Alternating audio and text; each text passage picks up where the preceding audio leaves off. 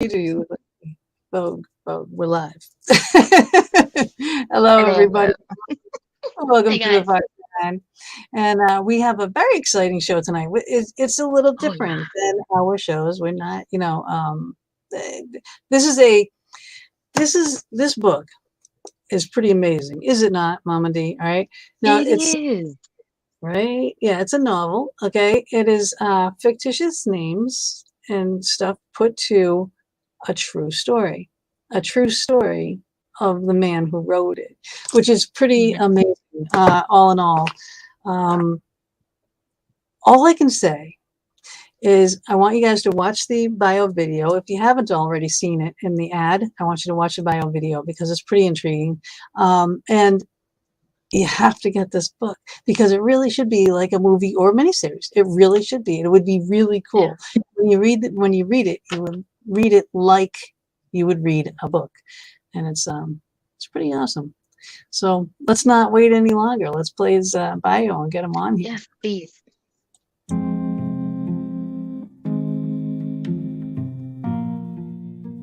This week in the Fox 10 with Gina B and Mama D, we have an origin story that is horrific in its intensity. A youngster at the dawning of his superpowers. When reading They Came Beyond Deja Vu, you must remember that this novel is actually a true story of renowned psychic Walter Zajac. Positioned as fiction and couched in fictitious names, it doesn't lessen the impact and tragedy of what he endured as an abandoned, orphaned, beaten, and sexually abused child in post-war Germany, and later in America. It's a miracle he survived it all. But what's really astonishing in this story is how Zajac awakened to his incredible gifts as a psychic. With deeply realistic dreams about two young women also suffering their own traumas, the 6-year-old Walter felt their pain. Only when he met them, years later, as a 44-year-old adult, did he discover that these were actual scenes in their lives. But he experienced them years before they were even born. It took a psychotherapist who was the daughter of an accomplished Toltec shaman to explain to Walter that he wasn't crazy, that he was just psychic. They Came Beyond Deja Vu is a wrenching read, a supernatural thriller, and probably worthy of a good film or at least a miniseries. Walter Zajac is here today to give us a preview. For nearly 20 years, Walter Zajac has been hailed as one of the best psychics on the West Coast. As an acclaimed psychic medium, certified tarot reader, NLP Coach, Reiki Master, and Love Coach, he has empowered and guided thousands through enlightening psychic readings and inspiring coaching and healing sessions globally. He is experienced in working in 12 different countries, which has given him keen insight into people's distinctions, commonalities, and cultures. He continues to receive dreams and psychic visions that come true. And we welcome Walter to the Fox Den.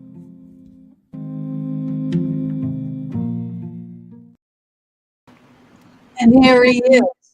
Hi. Welcome, Yay. welcome. This Yes. weekend.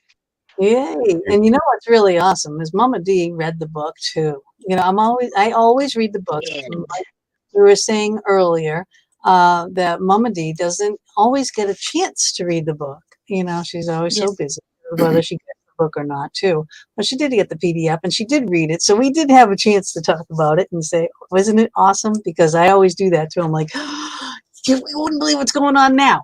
Right. So here's my Yeah, mango and book. then I gotta sit there and go, tell me more about the book. Because I'll get the media kit with the questions and I'll be like, it's not as much Yeah. fun. And But this one I got my, to read and I'm really glad I did. my neighbor's like, and do you remember these books? I'm like, yeah. Do you have time? I'm going to tell you this story. Oh, you've I'm read like, so many. Yeah. I'm Wow. like, this poor 6-year-old boy is wrenched out of his, out of his home, not knowing he's going for a train ride for the first time. He doesn't know where he's going, and then all of a sudden, this big Fräulein is grabbing his hand, and dragging him off, and take it from there, Walter. So, well, you saw in the intro, you're asking me to start telling about the book. Is that what you mean? Yes, I am. Yes. Yeah, at First, 6 years old, you do. You go to get on a train, thinking all excited, you know? Yeah, well, and first, before I dive in, I just want to thank you both for reading the book. That means a lot to me because Oh, I've it's been our on pleasure. about 35 shows and only one other host has read the book before the show. And unless you've read the book, it's really a mediocre show, right? The only way to have it be a good show is if you understand what the book's really about, right? Right. Exactly. So thank you, thank you, thank you. And then I said it before we came on the air to you, Gina, but that intro that you create for everybody and the one for me, it totally touched my heart. It's beautiful. Your voice is great. The graphics are so appropriate and powerful. Yeah. Thank Oh, you. You know what I I, have to say? I have to I really, just quickly, I'm going to add to this is it's not everybody that appreciates the work that she puts into it. I know what she does, and I always, am thoroughly thrilled by what she does. So when somebody, okay, our guest, appreciates it as much as I do, and the work that she puts into it, I think yes. oh, So I'm yeah. going to start. she puts a lot of work And into I, it. I love it. Technically, I've never seen anybody else do that. You're unique. It's a gift that you give to your guests. It's That she beautiful. is. well, Yeah. yeah, because we want you to feel comfortable. This is a Yeah. very comfortable zone. Yep. Thank you, Debbie. And I've met Debbie in person at the Gettysburg Battlefield Bash, which was awesome. And it's so nice when you get to meet people that you see online and you get to meet them in person. You know. Yeah, that's And fun. there's All right, Loki, okay, that's my enough. partner Yeah, in crime, and writing on yeah, people's okay, bodies. yeah, yes, yes. Yeah. Oh my goodness. Yeah. So So okay, so reeling back in now. I'll answer the question now. We're, Yes. we're Put it all, on my it's all day. about Walter. All right, let me do this. Let me start over for the people. We have written out questions which actually are really well done. So your novel, They Came Beyond Deja Vu, is centered around childhood imaginary friends who actually become real women in a man's life later. Okay, and it's based on a true story. And one is your true story, which yes, we know it is. And did this happen? How did this happen? Yeah. And why did you decide to make it a book? Every scene happened to me. I changed the names of people and the names of places to protect people's privacy, whether it's people who were antagonists or protagonists, right? And even changed some relationships for that reason. But the reason that I wrote the book was I had already been doing this psychic work for quite a while, and as a psychic, and I'm sure you know it in your own work, the people that reach out to psychics and psychologists are people who have been through really traumatic stuff, abandonment, physical abuse, sexual abuse, right? And so I wanted to give a voice to these people. First of all, to say you're not alone, especially the sexual abuse. Anybody that's been sexually abused, which I was, it's part of the book. It becomes a deep, dark secret, right? And you're either threatened or you know that you can't tell anybody because when you've tried, they don't believe you, right? They Yep. don't want to. Or you feel like maybe you have that fear that they're going to look at you differently. Yeah, and that they blame you. What did you do? What did you Right. do? Well, Right? yeah. Yeah. How can that be your fault when you're Yeah. a child? So for that No. reason, and then also to show people that their experiences of deja vu, dreams coming true, ESP, which is when you know somebody's going to call or how somebody's doing, right? That's really so much more common than people realize. And I wanted to portray that in the book too, especially to portray the fact that, dudes, this is just the regular part of life, right? It's miraculous, right? Where did that come from, right? And yet almost everybody experiences it to some level, to the level to which they allow themselves to experience it. Yes. And then the third reason I wrote the book was my path in the book was learning how to love Walter, and especially learning how to love little Walter. Because when I was 6 years old, he got sent away, right? Clearly, he wasn't lovable. Well, why would I love him? Nobody else would, right? Why are you being punished? Yeah. Right? And you weren't. Yeah. But that, loving yourself is the foundation for deserving anything, including a beautiful relationship and prosperity and happiness, right? So Right. those are the It's three a reasons. miracle. You're a miracle, honest to God. Because seriously, for all the things, all the issues, I mean, a handful of some of the issues that you have had to deal with, just a handful would debilitate most people, not. Yeah. totally cripple them, and yet you've overcome all of them, and you come out psychic to boot. And it's like a time travel psychic thing. You see these Yeah. things with these women Before it happened. before they're born, and Yeah. and then to meet them and to actually have it like, oh, I love it when I have a some kind of a little snippet of something and then have it come to. It's like, oh my God, Yeah. Oh, it's but a beautiful feeling, right? Yeah. yes, but The feeling I get, and maybe it's what you get too, is that when you recognize that something's coming true, suddenly you're on the spiritual level, you're connected to the universe, to goddess, God, right? Yep. yeah. Yeah. So it's fascinating, honest to God. People, seriously, Booth Brothers, if you guys got a project that you need to think about, Thank you, so Gina. Adrian and Christopher, St. Booth, someone say, hey, Thank you, Gina. you're welcome. Everyone's saying hi, spiritually leveled. Okay. That's a good expression. Yep. But it's 6 years old, though. Seriously, you do. The way that you wrote it, you really, really can feel everything that you're going through, the fear, the anxiety, the disbelief, the what is happening, the everything, all the emotions, as you drug up the hill by this big Fräulein, and I can see it. You can picture it going through war-torn Germany, no less, too. So you have the perfect, for a movie backdrop, but yet this is your real life. I just can't even imagine that.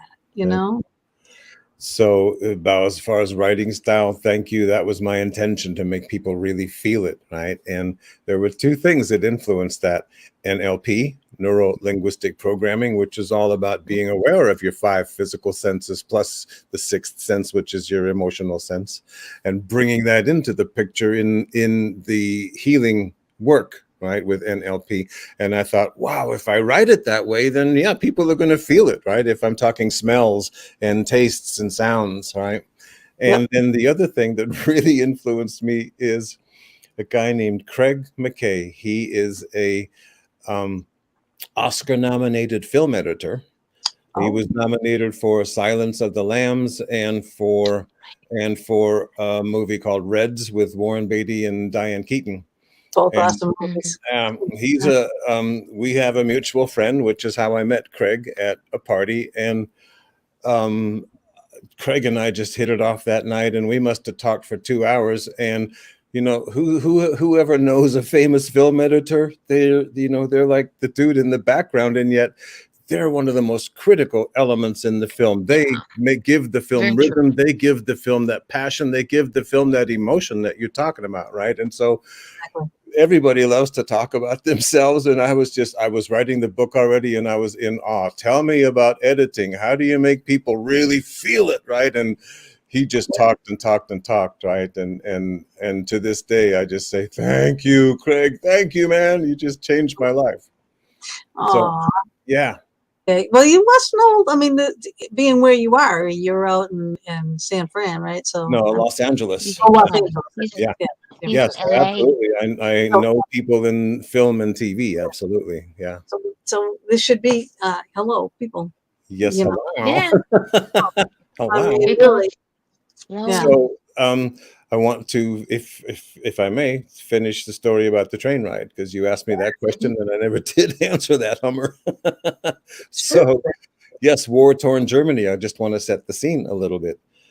It was the book starts 11 years after World War II had ended, and towards the end of the war, the American and British bombers leveled 36 cities in Germany, anywhere from 80% to 95%, just flattened. They did carpet bombing because the Nazis were hiding munitions plants, tank factories, war stuff in amongst the population, right? So the Americans just did this strip bombing and it destroyed everything. My city was 95% leveled. And 11 years after the war, it was still about 50% bombed out shells of buildings and piles of rubble. So, we would take the bus we lived in a suburban village overlooking the city, and take the bus into town for whatever. And we would go by block after block of bombed out shells of buildings, right? So I was, when I see World War II movies, it's like, oh yeah, that's my childhood, man. I recognize those scenes with those bombed out buildings, right? So, right. And the population of my city went from 265,000 down to 50,000 in 6 years. 6 years time. That's how long that war lasted. You would think after a war like that we would learn our lessons, but we never do. Yeah. We never do. And then here we are, Ukraine is going to be that pile of rubble for how long now too, So the country was poverty ridden, right? My uncle and his family of 5 didn't even have a toilet inside the house. They had an outhouse, but they lived in an apartment. And we had a toilet, but we didn't have a tub or a shower. We took baths like in the pioneer days here in America, Saturdays in a metal tub on the kitchen floor, right? And so I'm setting the tone of it's poverty, right? There were a tremendous amount of orphans and widows and men without arms and legs and anger, right? Because it was a defeated country. So I was excited. I get to go on a train ride, right? Because with life being so poor, there wasn't a heck of a lot of stuff that you did get to do that was exciting, right? Train ride. Yeah. And the Red Cross lady took me, and I thought, cool, right? But I was for sure that I was going to be home that night, right? Because that was my energy. Why wouldn't you? Why would you think otherwise, really? But then after a couple hours on the train and a walk through the countryside, I was getting tired, wanted to go home, right? And I arrived at a place called orphanage, which was a word I had never heard before. And the head mistress, Frau Sandman, told me, your mama's really sick. You're never going home again. Right. And right. It's like all my power, my control over my life went away. Yeah. And as I'm reading it too, I'm saying, well, where's his dad? Well, then you find out about the dad. Yeah, he lived with us, and he was our financial support. Actually, he was a bricklayer, and but he was a severe alcoholic and a wife beater. Just totally angry. Oh my God, that story there too, when that came out later on in the book. Oh my God. Yeah. Oh my God, I'm so sorry. That. Because then you feel like the whole thing could have been prevented, That still brings me to tears when I think about watching him beat the crap out of her. It was like, and not being able to help, right? I would try to help, try to pull him off, and then get thrown against the wall. And for me, that was worse than when I got beat up the first night in the orphanage, right? Just watching my mama get beat up, it was worse because I loved her so much and I was helpless, right? Exactly. Yeah. Exactly. But you're a child. You're 6 years old. I mean, 5, 6 years old. You can't stop a man, let alone a man that's, drunk. I swear, drunks, they get superpowers themselves. And, that just, it has to give you nightmares. Now, I got to ask you, I'm just going to kind of break out of the book mode for a second here and go into the psychic mode. As you're a child, and it seemed to me like you were astral projecting a lot, right? So it's more like a shamanistic thing. It's kind of the feel that I get from it, because that's what the shamans do, is they astral project and they see things and they remote view and they do all those things. So you're seeing these scenes of these women, but were you seeing other things? Like, because there's so much death and despair and destruction around the towns and the rubble and stuff like that, did you see things, or just maybe you saw things but didn't realize that you were seeing spirits around when you were, really? Yes, I saw spirits, right? But my recollection is mostly of seeing spirits after the time that I arrived at the orphanage. And because of how powerless I became, everything scared the crap out of me, right? So it was very unpleasant to see spirits. I would see faces coming at me, a big green face, and it would go right through me and just scare the crap out of me. And then a red face would come, right? And Right.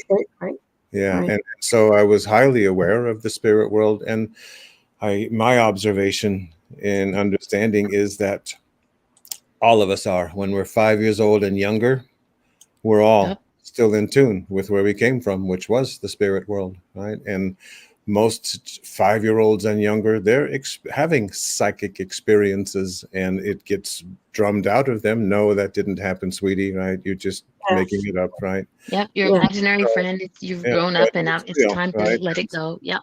Yeah. Sorry, darling. So if it's not drummed out of you, then you can stay there. And for me, it was as scary as it was sometimes, like how I just described it. It was also where I found my comfort, where, well, these two imaginary friends, they had been with me I think about a year before the orphanage. And I would see in visions. I didn't even realize it was visions later. The first one I thought was a movie that I went to with my brother, but no, I fell asleep and I saw a vision instead of the movie he saw. And then I saw this vision over and over and over of a horrifying accident that this girl had been in, and in a truck that her father was driving, a semi truck, and her face was crushed in, and I saw On her her 18th birthday, no less, right? So yeah. And I saw her dying, and I saw her be floating above her body in the truck cab. I saw her floating above her body in surgery. I went with her to the light. She died in surgery, and she went to the light to the other side, and I went to that place.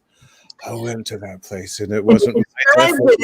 Describe the chills right now. Dr. Raymond Moody is researching that about the last 10 years. He's one of the foremost near-death experience researchers, and he calls this a shared near-death experience. And it happens to people, like if they're waiting in the waiting room and somebody dies on the operating table, grandma will suddenly go on the trip with the person who's dying, right? And I did this with the accident girl. Maria is her name in the book. And I went to that place, and oh my God, it just overwhelms me when I talk about it. You can see. I know. But so beautiful. All the buildings were pure white. All the colors of trees and grass and lakes and sky and clouds were just the most vibrant, beautiful colors you could ever imagine. And the main thing was everything from buildings to trees to lakes to sky and grass, everything radiated love. It was like, filled with love, surrounded by love, nurtured by love, supported by love, and you can see how I'm responding to it. It's a bliss that's beyond comprehension, beyond words, right? And somebody asked me in an interview I did on Monday, did you want to go back? Did you want to stay? Right. And then I thought, yeah, I did, but it wasn't my trip, right? I wasn't the one dying. I was just going where she was going. It does make you not fear the death, though. Because a lot of people fear, Yes, that had that effect on me. And then in this vision, I also saw the day that the bandages came off and how she responded. And over and over and over, I would see this. And then also they both did, but I'll, make it simple by speaking about just the first one, which was the accident girl, Maria.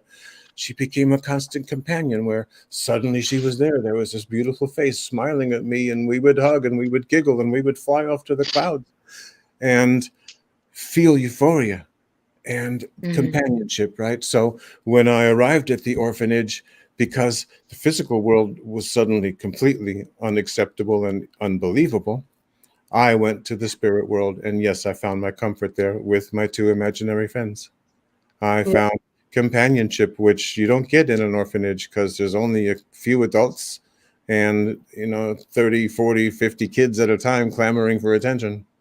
Right. Oh God. Yeah. And then always the bully. There's always the bully, the one that was beating you up, Frank, all the time. Little Yeah. bit. Yeah. That There first she goes. night.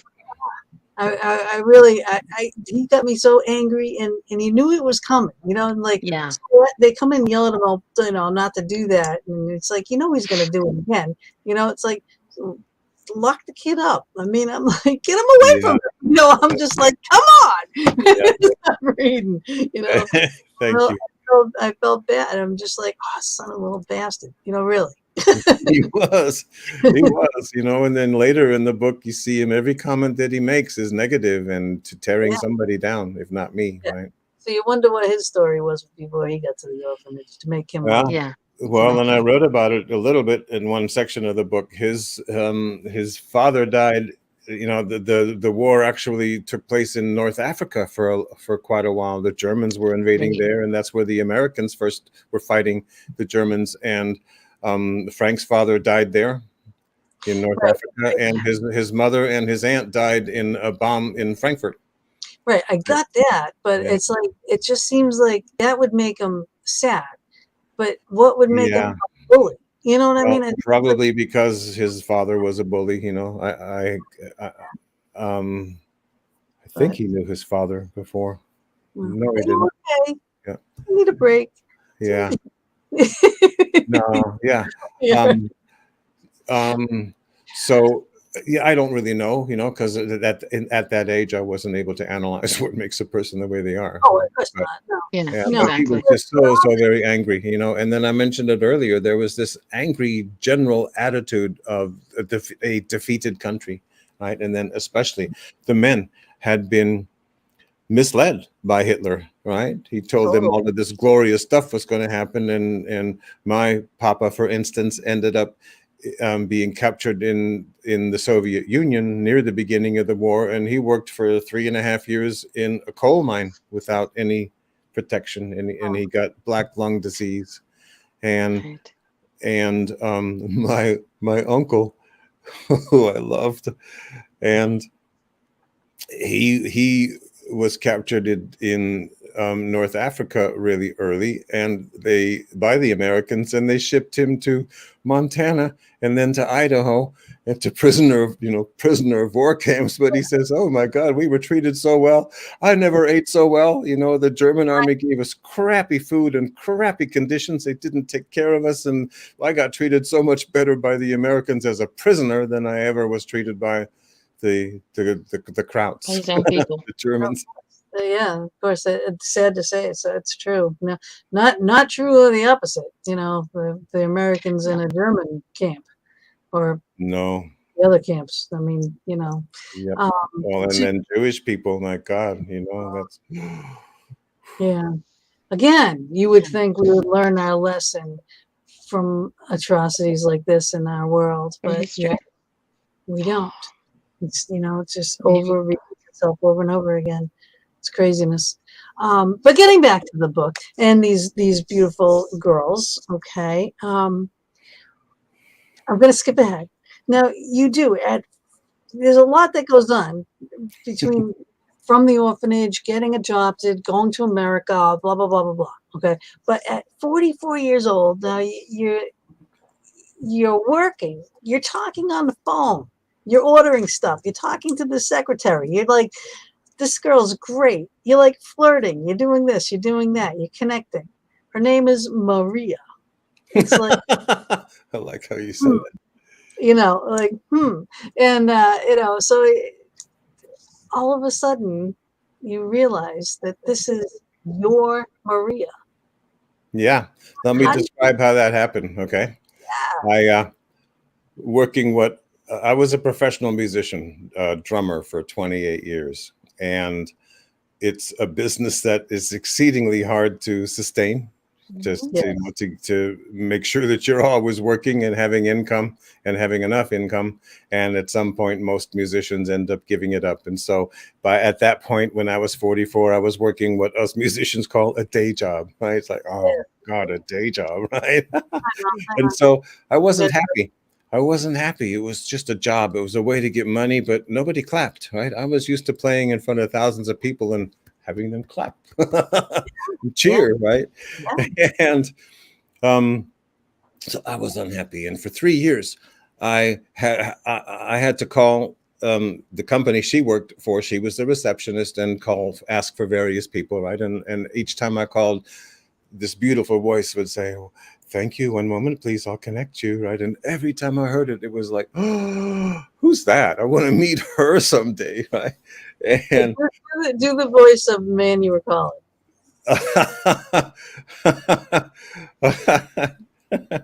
This is David. Right. That's what you mean. I was reading this going, oh my God. And this guy would say this each time, when I called. He would answer the phone like that, and they had a big open office with cubicles, and he would do it real loud. He was one of the vice presidents. Everybody could hear it, and they found it obnoxious because it would interrupt their own calls, right? But one time I was having a really bad day, and I decided, "Hi, this is Walter from so-and-so. Could I speak to this is David?" And I said it just that way. And there was silence on the phone, silence, nothing. And I thought, oh my God, did I mess up? Because this is a vice president of the company, right? And then I heard her. She came back, and I heard, where she was laughing her buns off. I realized that she couldn't even say, "One moment, please, I'll connect you," right? And then when she was finally able to say, "One moment, please, I'll connect you," I said, "No, wait a minute. What happened to you?" Right? And then we started speaking personally every day, right? It was a phone relationship. And after a few weeks of the phone well, first of all, in that moment where we were cracking up together, we felt, and I know people in the audience have experienced this, where you just, when you laugh with somebody, you feel a connection, and you feel like, oh my God, I know you somehow, right? And if it's somebody that's going to be involved in your life, then yeah, you recognize them somehow. We both had that. I didn't recognize her as my imaginary friend until a few weeks later. We were talking and flirting, and I said, "I have to meet you," right? She lived a few hours away from where I lived. "I have to meet you, please." And she said, you wouldn't like me if you met me, because I have a confession to make. I was in a really bad accident about 6 years ago, and my face was crushed in, and it's all scarred up, and I'm ugly. And I said, "Wow, what happened?" And she started to tell the story of the accident, and I finished the story for her in detail. Finished the story. Yep. And that freaked her out completely. It freaked me out completely. So now she had no recollection of being. Never did. No, other than this magical connection, which was stronger than any connection she had felt before. Right? Yeah. And then the reason for that is when I was experiencing those visions and interacting with her as my imaginary friend, it was 15 years before she was born. So she wouldn't have any recollection in this life, right? On the spiritual levels, somehow, right?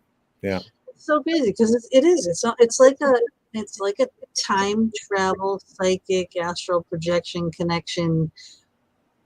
Here's how I explain that. And that is, Einstein said over 100 years ago, there is no time.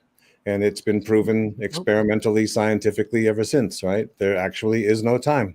And everything is quantum physics. So the difference here is, you know what I mean? Yeah.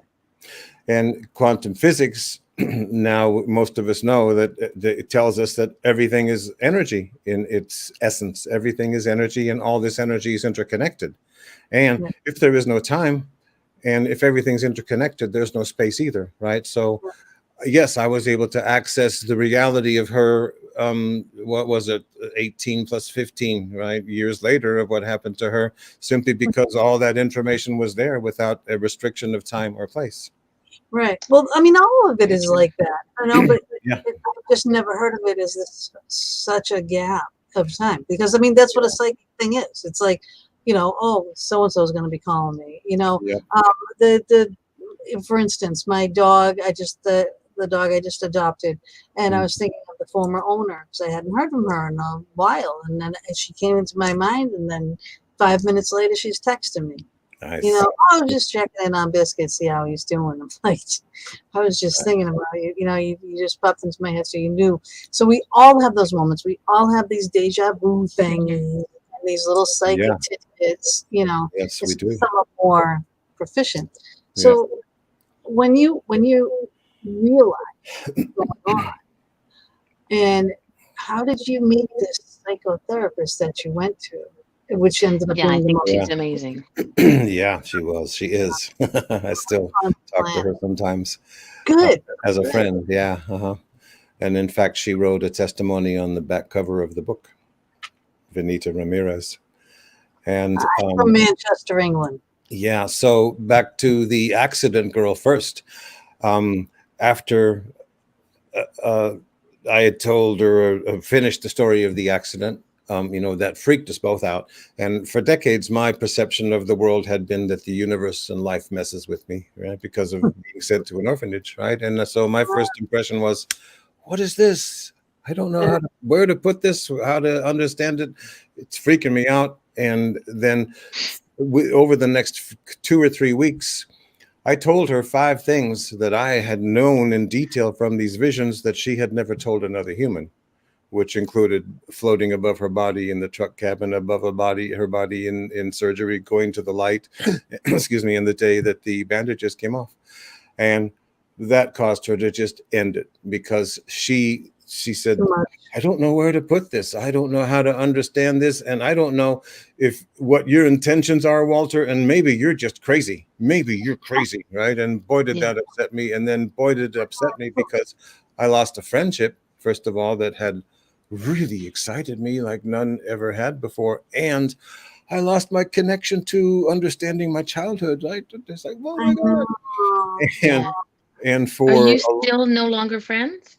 Yeah, and there hasn't been any contact since she ended things.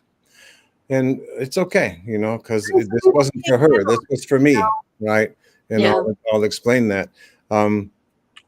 So friends had been telling me, friends when I was still working as a musician, friends I got close to who got to know me would say, dude, you need some help, just based on what had happened to me.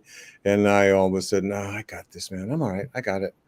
And this made me realize that my friends were right, that because I didn't know where to put this. And then I felt like the universe is messing with me. I felt totally out of control, right? And so I realized, dude, I need some help. And a friend of mine knew this psychologist, Venita, and she is the daughter of a Toltec shaman. And people in the audience may know that the teachings of Don Juan by Carlos Castaneda, both of them were Toltec shaman. Carlos Castaneda became one through his time with Don Juan. And then Don Miguel Ruiz, who wrote the Four Agreements. He's a Toltec shaman. It's a shamanic tradition in Central and South America that goes back many thousands of years. And people in the highly respected, by the way, highly respected. Yeah, absolutely.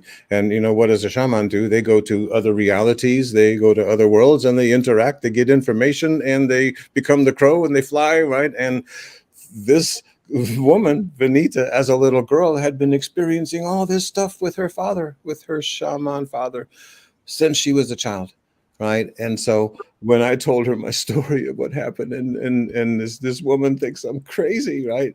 And Venita said, dude, compared to what I experienced as a kid, this is nothing. You're not crazy. You're psychic. And you used your psychic ability to find these two who would accompany you to the orphanage and throughout the years of abuse later on, and keep you from going crazy, right? That's the very reason that you didn't go crazy. Yeah. Now, do you get to see your spirit guides or guardian angels or things like that? Like, and if you do, have you talked to them and asked them, did you place these people in my life to save me? You know what I mean? Like, these are the things that I would be. So my understanding of life itself, you know, on the spirit level, which, you know, we're spiritual beings having a human experience, is that every major religion and pretty much every tribal religion on our planet has two universal principles in some form. First of all, that we're created in the image and likeness of the Creator. We're creators. We're supposed to be creators. And secondly, that this Creator gave us absolute free will. And so my understanding is that neither the universe can mess with us, nor the angels can mess with us, nor anybody else can mess with us unless they have our permission. If you ask the angels for help, they'll come, right? And so my understanding is, no, I placed those girls in my life, not the angels, right? The angels are there, right? And I know 2 of my angels personally, and I talk to them and thank them, and I feel emotion, connection, attachment to them. One's a woman and one's a man. And but yeah, they don't interfere. You know, they're there for support and nurturing and as a resource. The moment, you know, when stuff goes bad, that's when most of us reach out, right? Yeah, I know. Well, that's basically it. You know, like we were talking, I think we were talking before the show, that people always do reach out to psychics or psychologists or whatever during a tragedy. And, you know, same with me, really. I mean, I always was interested in the paranormal field and everything. And I dealt with it, you know, but I didn't like work in it and such until after my husband passed away. You know, and then you see how strong a spirit can be and how it can manifest itself in so many different ways, between visual and saving me from fires and everything else. I mean, just amazing stuff, you know. How can you not go into this field, you know? And I've been here ever since and excelled, you know, because there's so much going on. I'm learning always. Every time I think I know pretty much, you know, things that can happen or, you know, have happened or have, you know, people have had experiences, then someone like you comes along and has a story and a life like this that puts me right back on square one. Thank you. You know, but I love the fact that having somebody die, of course, that's what happened to me with my mama dying. Right. And actually, I didn't finish that story. Yeah, I knew, everybody in the family knew for a year that she was dying of cancer. I didn't know. Right. So when I was told she's too sick, you can never go home again, it was like, what? Right. But then she literally died 6 days later. I found out a few weeks later when they allowed my papa to come visit, but he wasn't married to her. And since he was an alcoholic wife beater, you know, just an incredibly violent, angry man. So he wasn't able to get me. Thank God. Well, I just can't think of, you know, how frustrated and how much angst your mom would have to do what she did to herself, you know, too. So you have to get the book to find out what that was. Yep, exactly. Yeah. I think the reason that you never knew was that was your mom's way of protecting you. I do too, and I can understand that intellectually as an adult, but as a 6-year-old, I felt abandoned. It wasn't. Yeah. I think I would have been told, you know. I mean, honestly, because then at least you may not have understood it. And that's one of the first things that my psychologist worked on with me, is taking me to, you know, through a mental exercise and emotional exercise, to that last night before the train ride, sitting on her lap and saying, "Mama, it's okay. I know." And she sang that song to you? Did she, you know, I mean, that's stuck with you, and you know, that kind of reappeared too. So. And she was an angel. She really was, you know, sweet, passive soul, which maybe is why she got beat up all the time. Right? Yes, I was just talking to a friend of mine, kind of same boat a little bit, you know. Yeah. Blaming herself and whatnot, and it's like it's not you, you know. Well, and for my mama, it was the narcissist thing. Yeah. No, he was a narcissist for sure. But for my mama, there was no other choice, because there were so few men and so many widows, right? And women didn't work. She didn't have a skill to work outside the home, right? She worked at home. Yeah. So she relied on him. He was the provider. Yeah, a lot of people need a thing like this because so many people go through such, again, debilitating tragedies in their life, Yep. and a lot of them turn abusive and turn to drugs and alcohol and all the negative things, and yet you turn it Yeah. around to a positive.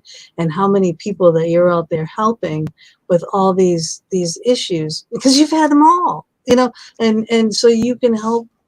Someone might be abused sexually or just abused physically, and you can relate. And to me, that is the most key thing when you're going to someone for help, whether it's for coaching you because you do love coaching, so you do relationship coaching and everything else too. So no matter where you are on the spectrum, you're relatable. You're in the perfect field. Right. You were groomed as from a child Yeah. to be this. Yeah, that's one of the things that gives me confidence about the work that I do, because I so far haven't run into any situation that I can't relate to. Yeah, I know. That's sad to say, but it's Yeah. true. But here you are, a walking, living, breathing miracle. Thank you. Good. I do hope if it does turn into a movie, you gotta let me know ahead of time. Okay, Gina. Yes, I'd love to. Yeah, But I well, had a really good job. I'll be posting that on Facebook when it happens. And my feeling is yes, it will. And I've had other psychedelic friends say that yes, it will. Psychic friends. Yeah. This is what she loves too. She loves quantum physics and stuff. Loki does. Cool. So, Right on. yes. He has to. He has to. Let's see. Okay.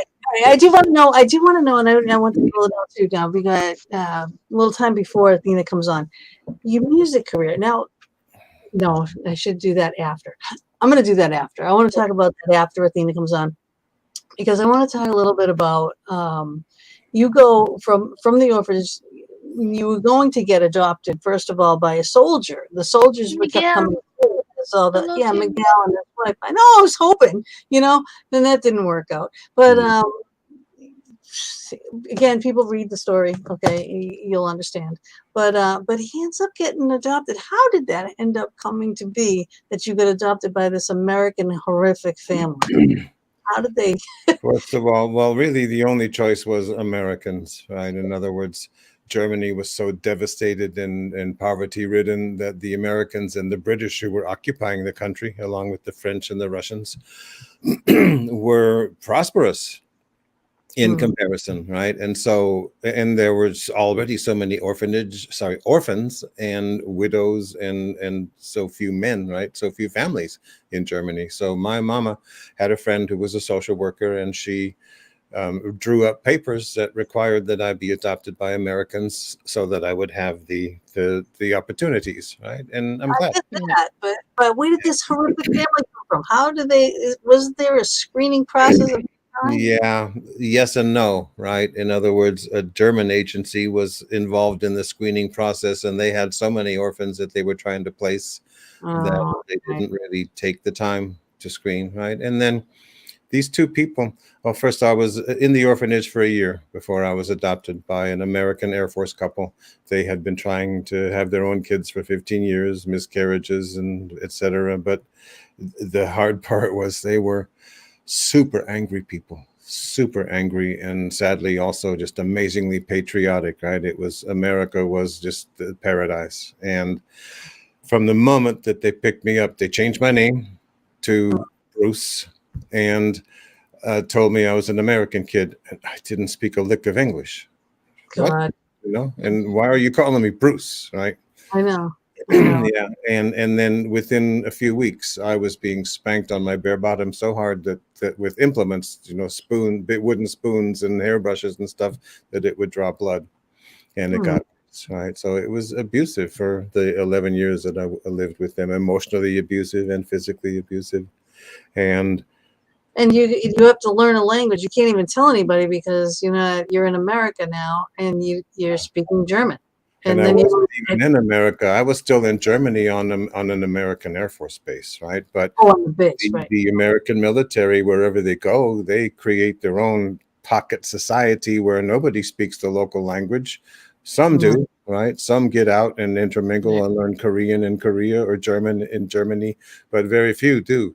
And so I was literally on an Air Force base, and within a year, I couldn't speak German anymore, even though I was still in Germany, because total immersion in English.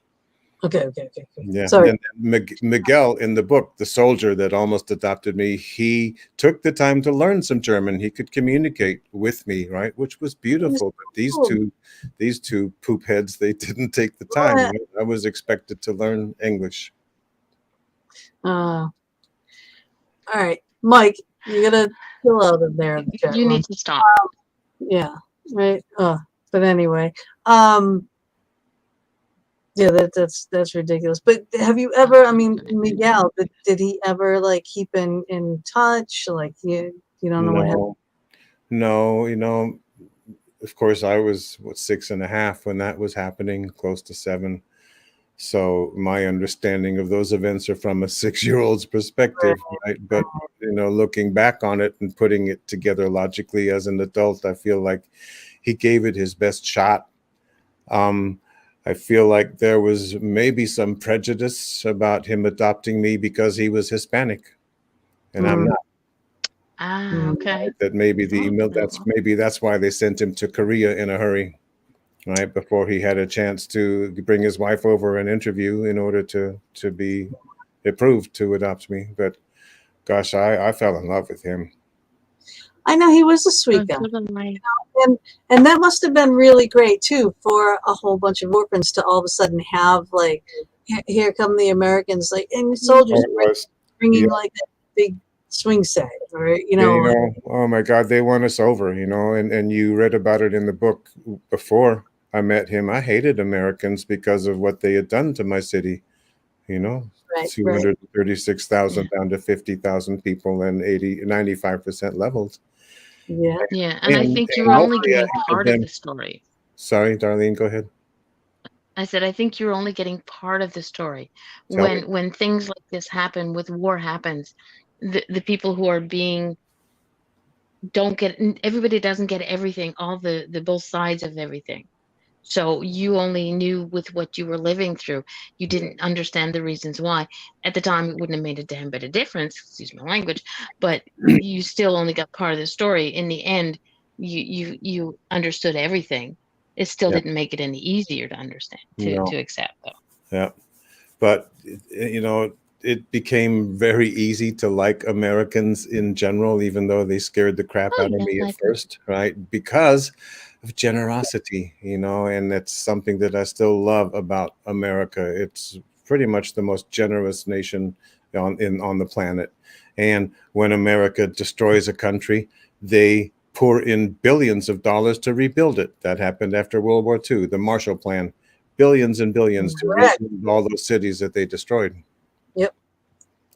Yeah. We don't just leave devastation. And then the soldiers, they took the orphanage under their wing, many orphanages actually, but they would come regularly and just bring stuff, bring toys. We had 2 toy boxes full of toys that were provided by them.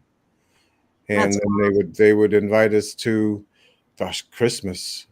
They brought I like the barbecue. Us to drive down to the army base and a big arena with, there were hundreds of orphans, maybe 1,000 or more, hundreds of orphans, and they had Santa Claus at the bottom, right? And every single kid got a present from Santa Claus.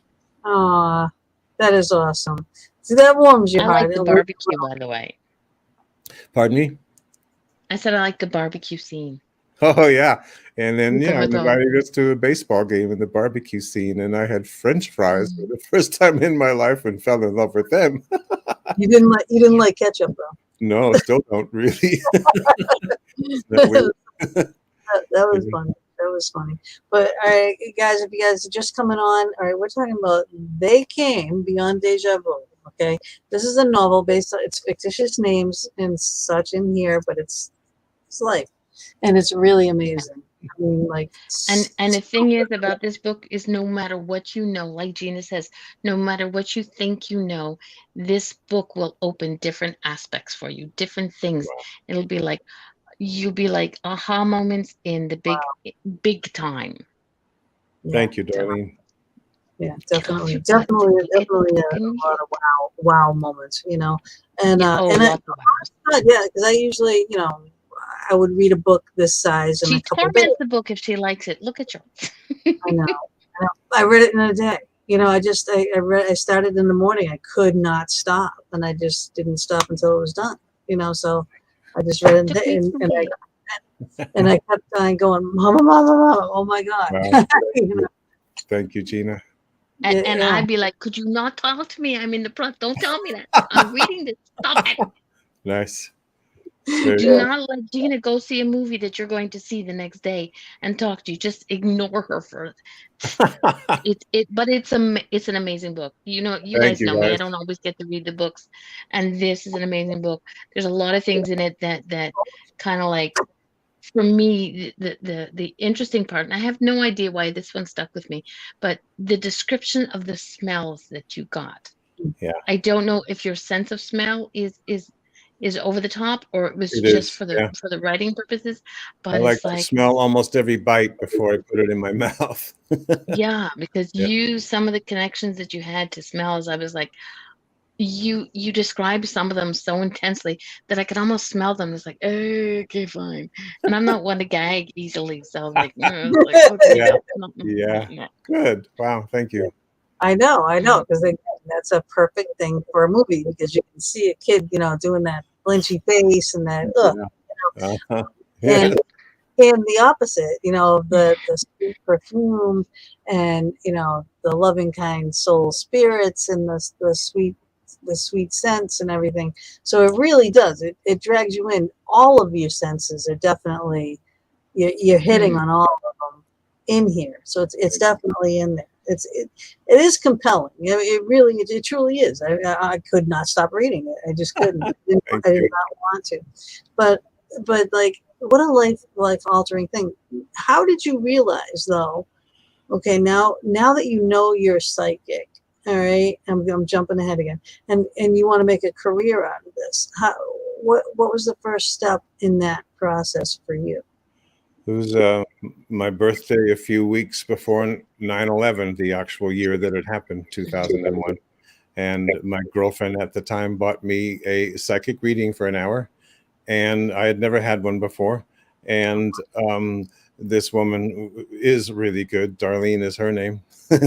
And she, at the end of the reading, she drew the Magician tarot card, which shows, if people know, I use the traditional, you know, is what you can manifest anything that you think of, right? Pointing to the sky and then to the ground, and being, you know, that magician. And it also implies being a psychic, right? And she said, dude, you have to be a psychic. It's going to be totally fulfilling for you, and it'll bring you the things that you're looking for in life. And about 6 months later, she helped me. I moved to Los Angeles at that time, and we stayed in touch, and she just kept pressuring me, you have to be a psychic. And she helped set me up on a thing called Keen.com, where you could buy a page and promote yourself and charge. So I was doing a day job at a high rise in Los Angeles, and I would come home at night and hit a few hours of being psychic Walter, and that's how I got started. And then the day job laid a bunch of people off, including Walter, right? And it was like, oh my God, well, I suppose I should do this, right? An opportunity to, okay, let's do this full time. And so that was 20 years ago. And suddenly I was a full-time psychedelic. Awesome. That's awesome. Yeah. I know. We need, you know, at some point, you need to give us little mini readings. All fair. Sure. Way too much good personal shit going on out there. All fair. Love it. But yeah. So Athena should be coming on any minute now. She hiding. You know she hiding. She knows she's up to trouble. I She like wasn't here last week. She in trouble. Oh yeah. Oh wow. she ended up in the hospital. She Yeah, was exactly. very sick. Wow. So we So just then the stone for this week is black onyx, right? For protection, you said. yeah. That's so Yeah. appropriate, right? That's really She good. always chooses the most appropriate crystal, no matter what the show is. She always has the Right on. spot on that. Yeah, But that's her forte. She Yeah. is Oh yeah. my crystal. Black onyx. Nice. Yeah. Cool. My lost love puppy that I lost. Oh yeah, about a year ago I saw that Yeah. online. Yeah, Lacey. Sorry. Thank you. You know what I love, what I love about you, Walter, is that a lot of people, when they come on our show, they don't figure out who we are. They don't find out who we are as hosts. You have picked up on so many things. Like, we had conversations, guys. We had conversations before the show, and things that he said that he listened to, paid attention. I was like, dude, this guy did homework on this. That's cool. I know that never happens. So, when you appreciate the No, video, well, I appreciate that, no, Cool. so much, Good. much. Yeah, a lot of people have yeah. no clue. And I do have to, explain, how everything works and everything on the show, Yeah. but, I just, I feel like I've known you for so long, because basically we went through your whole entire life, Yeah. right here. So Yeah. this, Thank you. and this is very raw and very emotional and very personal, and you put every single thing in there, So I do kind of like quid pro quo. You should know a little bit about us. Yeah, of course, yes. Yeah, but and I see Not too much. Athena is Just there. relax. Okay, all right, she is there. She is there. So We're having we camera issues, Miss Marie. no, we got her. We got her. Oh, All there right. she What is. we'll do is we will let Athena do her crystal of the week, and since Walter let the cat out of the bag, we are going to be doing this right here. Oh, shoot. Black onyx. That's the little onyx. We're doing this one. Black onyx. All right. We'll play her little video. She's going to be with That dog us. was my dog, by the way. Right. That was her dog onyx. But we'll all be back after Athena's finished.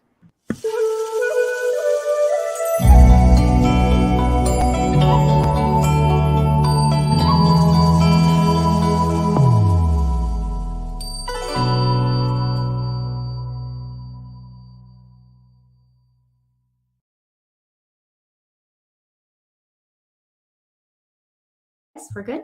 No, we're doing video. Okay, we're on. Yes, and creator of Crystal Reiki Healer. So I am so grateful to be back here for another week on the Fox Den, as always, with our Crystal of the Week. So you had a little preview there. I don't have one quite as cute, but I have this beautiful piece, which is Black Onyx, not the puppy version. So Black Onyx is, gosh, it is such an incredible stone, especially for getting back on your feet, right? Or so to say, and so much more. Black Onyx activates our root chakra. So this assists you in grounding, connecting, especially with the electromagnetic energy of our earth. I mean, after all, we are energetic beings. This one works great for activating our solar plexus as well, because it helps us to control, to focus, and to direct our will, like bringing considerable a sense of oneness in your personal power, your self-discipline, but really stepping into your own, activating our third eye chakra, and why I loved it for this show. This one is great for providing that mental focus, quelling anxieties, soothing tempers, reducing stress, bringing a sense of reason to any passion that is, off the leash, we'll say, as well as for astral projection, which is fabulous. Onyx is it's a strength-giving stone. So it provides incredible support for you anytime you're in, a confusing circumstance, or times of really incredible mental or physical stress. It really kind of, again, centers your energy, connects you with our earth, and helps align you with, that higher power. So whatever you believe your higher power is, whether it's God, source, phone call, Mother Earth, this stone also is really fantastic for healing with grief, especially grief that has gone on too long. So say you've lost a job and you're really struggling and you just can't get past losing it. Maybe it hurt your ego, or maybe you've lost a loved one. And this could be a loved one from, even, when you were a child and you still hold that grief and that heartache. This stone is really wonderful for helping you to release that, because it gives you that kind of inner knowledge that there's no real true death, right? As here in the paranormals, they all understand. And it enhances your own understanding of the cycle of life, that wheel of birth, death, rebirth. As I believe, we get to keep coming back. So whether you believe that or not, this one really helps let go of those stuck feelings of grief. It also provides a lot of mental focus and grounding. So you have this wonderful ability to stay on task. So whether you're using this for work or for your spiritual work, it really keeps your focus, and it'll help you to deflect any negative thought patterns. So this makes it really perfect for like students, entrepreneurs, magical type people, spiritual, everyone alike. And it helps you with confidence as well as the endurance to stay motivated to continue your work. It's an excellent stone for use with scrying. So any kind of fortune telling, tarot cards, oracle cards, readings, spell casting, if you will. It's any kind of magical work. This stone is excellent for that. In fact, it has been used and considered a magical stone for literally thousands and thousands of years. And because of its hardness, it's a really hard stone. It's considered one of the best materials for carving any of your like magical amulets, or jewelry. I know in Mexico, I wish I had put it on. I have a ring carved from Mexico that was my grandmother's, and it was carved with onyx, and it's quite a sensational piece. It has that kind of, I think it's going back actually to like Incan times when they had, because it has that kind of, Indian look to it. Onyx is also really beneficial to establish a protective shield. So when you're offering, this is for those healers out there, and for anybody who works in this kind of psychic spiritual field, anytime you're offering spiritual counseling, tarot readings, channeling, automatic writing, or even yourself, you're working doing like astral projection or past life regressions, or any other kind of modality that like opens up your psychic influences, this one is really fantastic for that protective shield. I just love working with this one. So whether you're grieving or you're looking for some inner strength or just embarking on your spiritual journey, this stone really has what you need to get you through even the most challenging of times.